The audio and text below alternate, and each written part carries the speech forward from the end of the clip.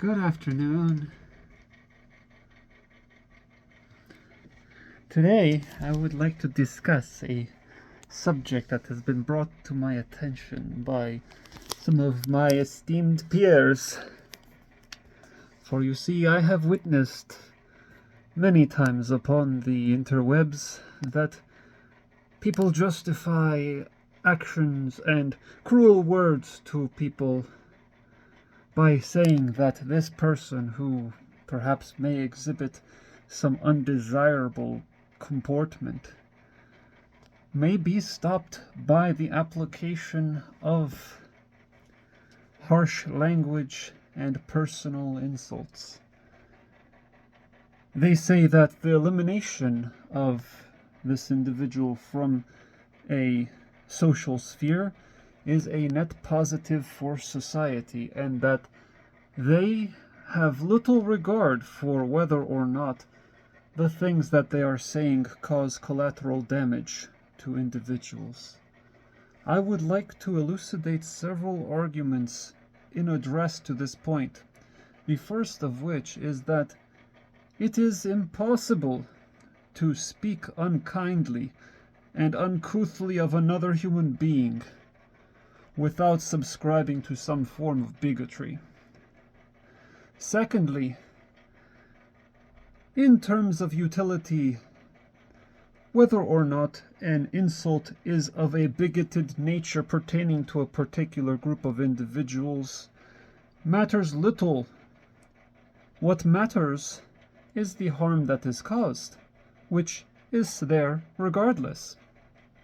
The third point is that I encourage you to consider that if this is your utilitarian aim, I am deciding to go with that argument simply to address the strongest points of these arguments. But I encourage you all to love one another and speak only kindly to one another. The third point is that this individual will not ever see these comments. They either will not see it because they are of a position that causes them to remain separate from seeing the activity of someone of your or our or their level. The second issue is that if they are a public figure, they more than likely have already received this insult upon multiple occasions and have grown immune to it.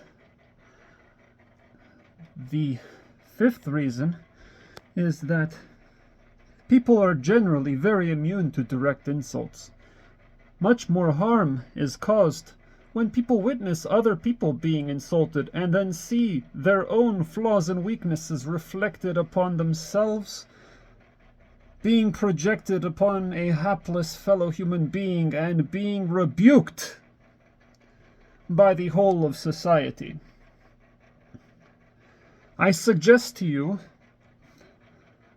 point 6, that these insults which are meted out far more cause suffering to that of your fellow compatriots as opposed to the individual who thou hast seek to harm, who I believe this is an injustice.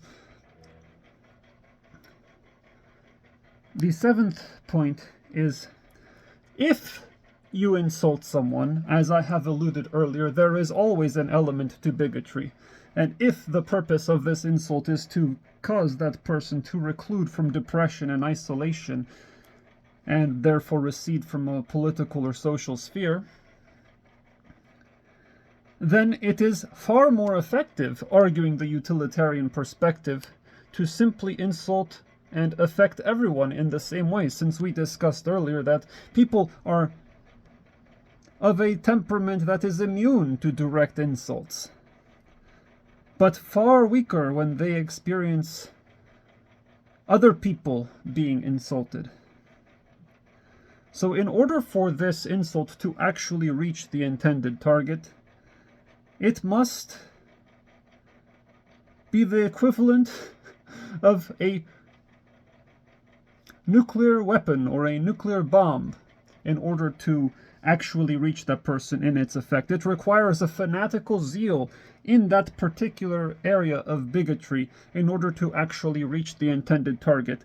And then it will do very little actual harm. If it does actual harm and the goal is accomplished, then we are left and remain with a society that holds those ideals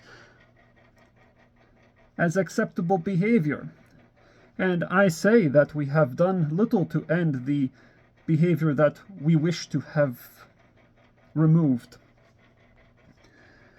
If this level of organization is created in such a degree that it may be of effect, I encourage you to consider kindness. I encourage you to consider compassion, so that this person may, of their own free will, be enlightened, and then we will be of a society in Halcyon.